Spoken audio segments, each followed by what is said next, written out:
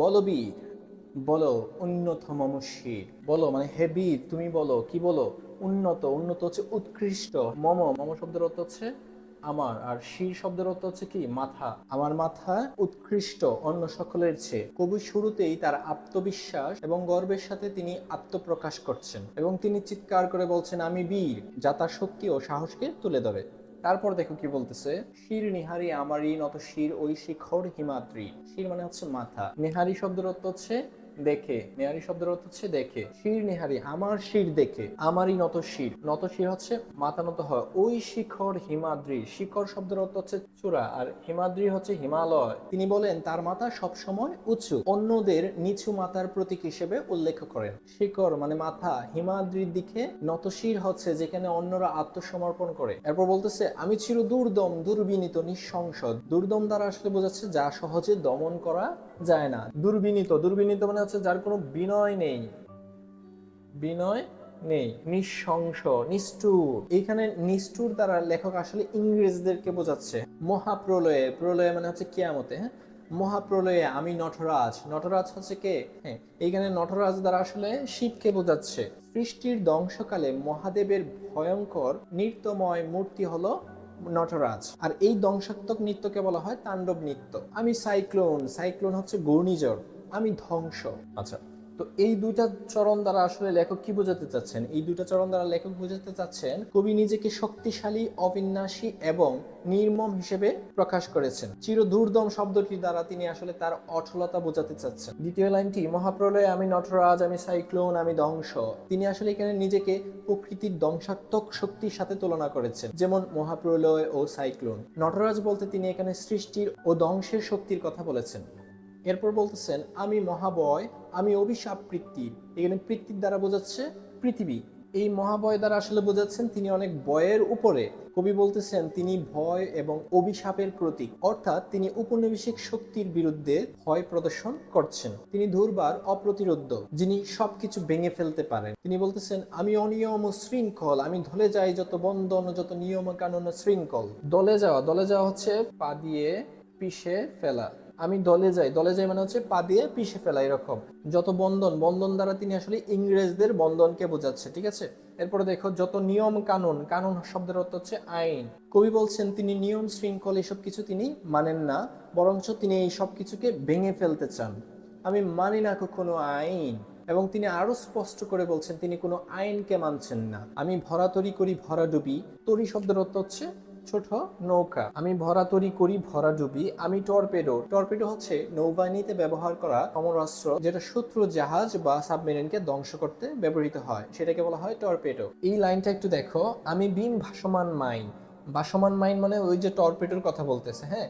আর এই টর্পেডোর সাথে বিমকে লেখক তুলনা করছেন কেন? কারণ একবার দুর্যোধন ভীমকে বিষ মিশ্রিত খাদ্য খাইয়ে অজ্ঞান করে ফেলে এবং তাকে নদীতে ফেলে দেওয়া হয়। পরবর্তীকালে নাগেরা তাকে উদ্ধার করে এবং নাগেরা তাকে বিশেষ পানীয় পান করা, যার কারণে তার শক্তি আরো বেশি বৃদ্ধি পায় এবং তার দেহে বিষ প্রতিরোধী শক্তি জন্মে। নদীতে বাসমান ভীমকে লেখক আসলে বাসমান মাইনের সাথে কল্পনা করেছেন। চরণটি দ্বারা লেখক আসলে বোঝাতে চাচ্ছেন কবি নিজেকে শক্তিশালী অস্ত্র হিসেবে উপস্থাপন করছেন, যিনি প্রতিকূলতা উপেক্ষা করে সামনে এগিয়ে চলেন। আমি দুর্জটি, আমি এলো কেশে জ্বর অখালা বৈশাখীর। এখানে দুর্জটি হচ্ছে দেবতা শিবকে বোঝাচ্ছে। কেন? কারণ জরদারি শিবের জ্বর বা দম্ররূপী বলে তাকে দুর্জটি বলে। আবার অনেকেই মনে করেন যে তার মাথায় জটবার অথবা মহাবিশ্বের চিন্তাভার বহন করে বিদায় তাকে দুর্জটি বলা হয়। আমি এলোকেশে, এলোকেশে হচ্ছে এলোমেলো চুল, অনেকটা আমার মতো। আমি এলোকেশে জ্বর অকাল বৈশাখীর। কাল বৈশাখীর জ্বর তোমরা হয়তো জানো না, কিন্তু তোমাদের পিতা মাতা ওরা জানে। গ্রামে যারা থাকো তারাও বোঝো যে কাল বৈশাখীর জ্বর কতটা ভয়াবহ।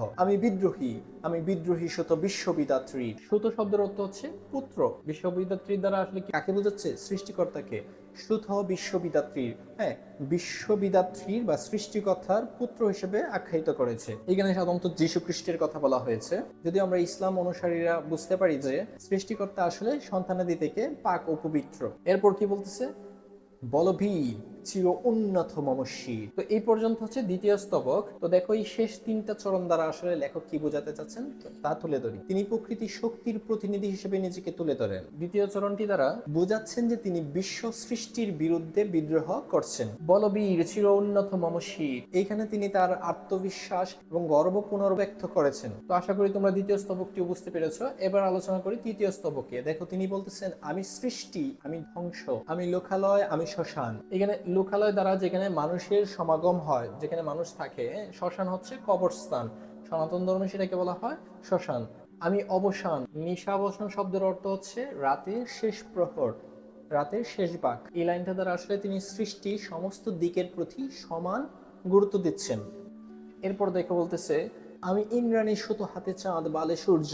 ইন্দ্রাণী হচ্ছে দেবতা ইন্দ্রের স্ত্রী, নাম কি তার? তার নাম হচ্ছে সূচি। তার সূত্র হচ্ছে তার পুত্র। তার পুত্রের নাম কি? তার পুত্রের নাম হচ্ছে জয়ন্ত। দেবতা ইন্দ্র, যাকে ইন্দ্রকে পরাজয় করে কে? মেঘনাদ। ওই যে তোমরা পড়েছিলা ইন্দ্রজিৎ বিভীষণের প্রতি মেঘনাদে। ইন্দ্র হচ্ছে হিমালয় পর্বতের উপরে তাকে যে দেবতা, যার শত্রু হচ্ছে বৃত্ত, যে পানিকে রোধ করে ফেলে। হ্যাঁ, আর ওই ইন্দ্র কি করে? ওই বৃত্তকে হত্যা করে পানিকে সমানভাবে সব দিকে চলার জন্য উপযোগী করে তোলে। আচ্ছা, তো এখানে দেখো জয়ন্তের হাতে চাঁদ বালে সূর্য। এখানে তিনি উচ্চ মানের শক্তি ও প্রতীকগুলোকে একত্রিত করেছেন, যেমন চাঁদ এবং সূর্য। মম এক হাতে বাঁশের বাঁশুরি, আর হাতে রণ তুর্য। বাঁকা বাঁশের বাঁশুরি দ্বারা আসলে তিনি তার প্রেমের বহনকে বোঝাচ্ছেন। শ্রীকৃষ্ণ কিন্তু বাঁশি বাজাতো। আর হাতে রণতুর্য হচ্ছে, রণ হচ্ছে যুদ্ধ, আর তুর্য হচ্ছে কি? তীর।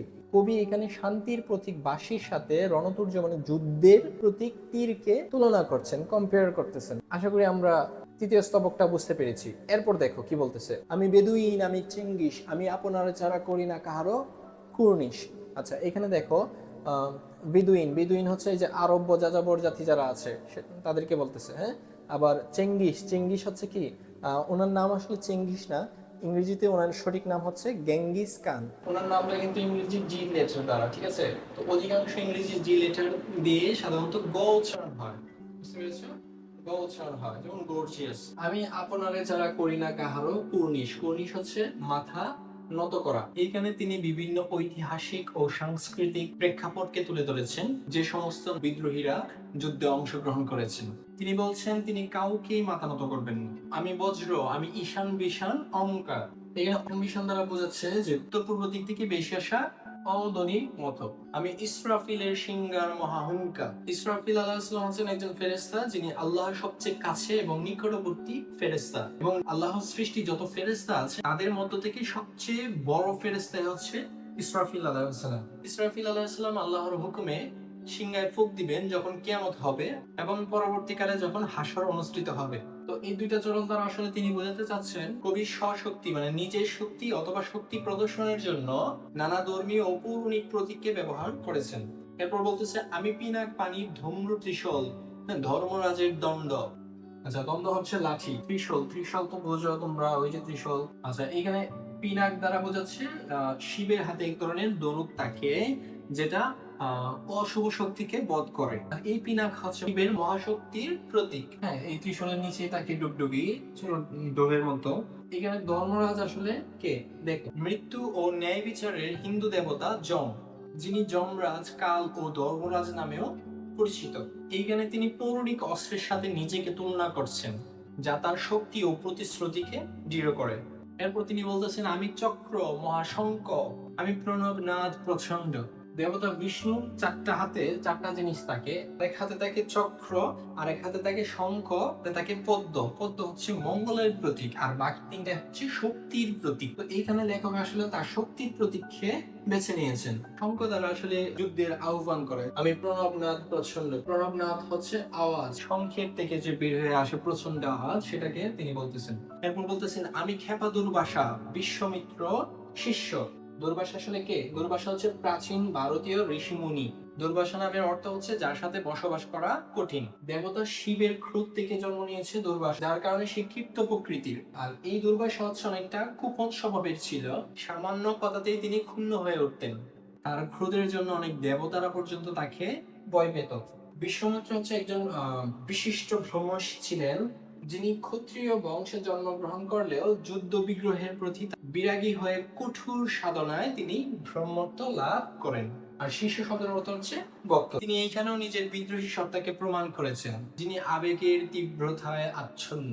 আমি ধাবানল দাহ দহন করিব বিশ্ব, তার বিদ্রোহ এমনই যা দহন করবে পুরো বিশ্বকে। আমি উন্মন মন উদাসীন। উন্মন মানে হচ্ছে মন স্থির না যার, হ্যাঁ, উদাসীন হচ্ছে উদাসীন। আমি বিধবার বুকে ক্রন্দন শ্বাস, হা হুতাশ আমি হুতাশী। প্রথম লাইনটি দ্বারা তিনি মানবিক আবেগ ও চেতনার কথা বলেছেন। এই লাইনটি দ্বারা আসলে তিনি দুর্বল মানুষের বেদনা ও কষ্ট তুলে ধরেছেন। আমি বঞ্চিত ব্যথা পতবাসী চির গৃহহারা যত প্রতীকের। কবি এখানে আসলে যারা সমাজে অবহেলিত বস্তুচ্যুত তাদের কষ্ট ও ব্যঞ্জনার কথা তিনি এখানে উল্লেখ করেছেন। আমি অবমানিতের, অবমানিত মানে হচ্ছে অপমানিত, হ্যাঁ, আমি অবমানিতের মর্ম, মর্ম হচ্ছে তীব্র, বেদনা, বেদনা হচ্ছে কষ্ট। আমি অবমানিতের মর্ম বেদনা বিষ জ্বালা প্রিয় লঞ্চিত বুকে গতি ফের। যারা আসলে সমাজে লাঞ্ছিত তাদের বুকে গতি ফিরিয়ে এনে দেই। এইখানে তিনি অবমাননার মুখে তাকা মানুষের ভিতরের যন্ত্রণা ও দহন প্রকাশ করেছেন। এরপরে স্টেপটা দেখো। আমি উত্তর বায়ু মলয়, মলয় হচ্ছে পর্বত, অনিল উদাস পূর্বী হাওয়া, পূর্বী মানে হচ্ছে পূর্বের দিক থেকে হাওয়া, পূর্বের দিক থেকে হাওয়া সাধারণত অনেকটা ভয়ঙ্কর আকার ধারণ করতে পারে। আর উত্তর দিক থেকে বাতাস আসে, সেটা হচ্ছে স্নিগ্ধ বাতাস। আর দক্ষিণ দিকের বাতাস তো একদম মোলায়েম, তোমরা জানো। প্রতীক হচ্ছে পথে পথে গান গেয়ে বেড়া, আমি প্রতীক কবির গভীর রাগিনী, রাগিনী শব্দের অর্থ হচ্ছে গান, বেনুবিনা অর্থ হচ্ছে বাদ্যযন্ত্র। কবি আবার শক্তি ও পরিবর্তনের প্রতীক হিসেবে নিজেকে তুলে ধরেছেন। আর এই লাইনটি দ্বারা কবি নিজেকে সুরকার হিসেবে পরিচয় করাচ্ছেন। এরপর তিনি বলতেছেন আমি আকুল, আকুল মানে হচ্ছে বেকুল, নিদাগ, নিদাগ হচ্ছে গ্রীষ্মকাল, তিয়াসা পিপাসা, আমি রৌদ্র রুদ্র রবি, আমি মরু নির্ঝর, নির্ঝর হচ্ছে ঝর্ণা, হ্যাঁ, জড়ো জড়ো, আমি শ্যামলিমা ছায়া ছবি। এখানে গ্রামীণ প্রকৃতিকে তিনি প্রতীক হিসেবে তুলে ধরেছেন। প্রথম লাইনটিতে লেখক তিনি জীবনের বিভিন্ন আবহাওয়া ও পরিস্থিতির সাথে নিজেকে নিযুক্ত করেছেন।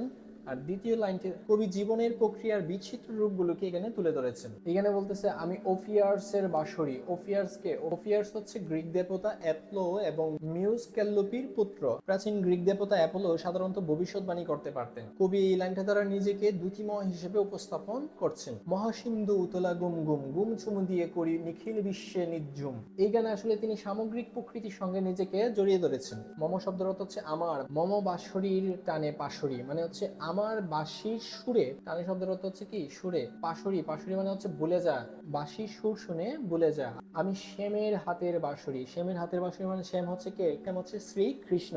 আমি রুশে উঠি যবে ছুটি মহাকাশে চাপিয়া, বয়ে সপ্ত নরক হাবিয়া, দুজক নিবে যায় কাঁপিয়া। এখানে আসলে তিনি শক্তি ও ধ্বংসের প্রতীককে তিনি প্রাধান্য দিচ্ছেন। ভয়ে সপ্ত নরক, সপ্ত নরক হচ্ছে সাতটা জাহান্নামে, সাতটা স্তর, এর মধ্যে সবচেয়ে ভয়াবহ স্তর হচ্ছে হাবিয়া দুজক, নিবে যায় কাঁপিয়া।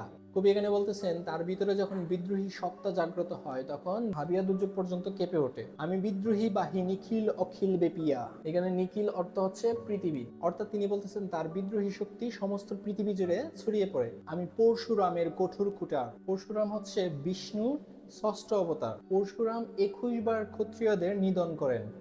নিক্ষত্রিয় করিব বিশ্ব, আনিব শান্তি শান্ত উধার। আমি হল বলরাম স্কন্দে। হল শব্দের অর্থ হচ্ছে লাঙ্গল। বলরাম হচ্ছে মহাভারতের বীর যোদ্ধা, তিনি বলদেব, বলভদ্র ও হুলায়ুধ নামেও পরিচিত। স্কন্দে শব্দের অর্থ হচ্ছে কাঠ।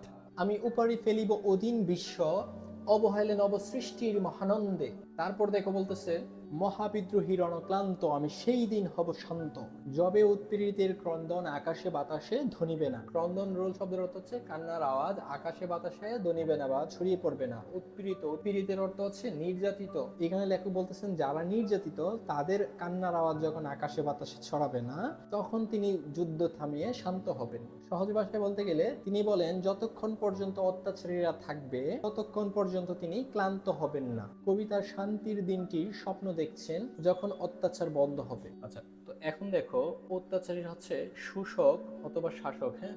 অত্যাচারীর খড়গ, খড়গ মানে হচ্ছে অস্ত্র। আর রণ শব্দের অর্থ হচ্ছে যুদ্ধ, ভূমি হচ্ছে ময়দানে, ভূমি দ্বারা যুদ্ধের ময়দানকে বোঝাচ্ছেন। অত্যাচারীর খড়গ কৃপান ভীম রণভূমে রণিবে না। এই লাইনটি দ্বারা কবি বোঝাতে চাচ্ছেন তিনি ততক্ষণ পর্যন্ত থামবেন না যতক্ষণ পর্যন্ত না অত্যাচারীর অস্ত্র যুদ্ধক্ষেত্রে প্রয়োগ করা হয়। আচ্ছা, এরপর দেখো বিদ্রোহী রণক্লান্ত, আমি সেই দিন হব শান্ত। বিদ্রোহী রণক্লান্ত, যুদ্ধ করতে করতে আমি যেদিন ক্লান্ত হব সেই দিন আমি শান্ত হব। এরপর দেখো আবার বলতেছে, আমি চির বিদ্রোহবীর, বিশ্ব ছাড়াইয়া উঠিয়াছি একা, চির উন্নতশীল। এইখানে কবি আবারও নিজের বিদ্রোহী সত্তার ঘোষণা করছেন, বোঝাচ্ছেন যে তিনি চিরকাল বিদ্রোহী থেকে যাবেন।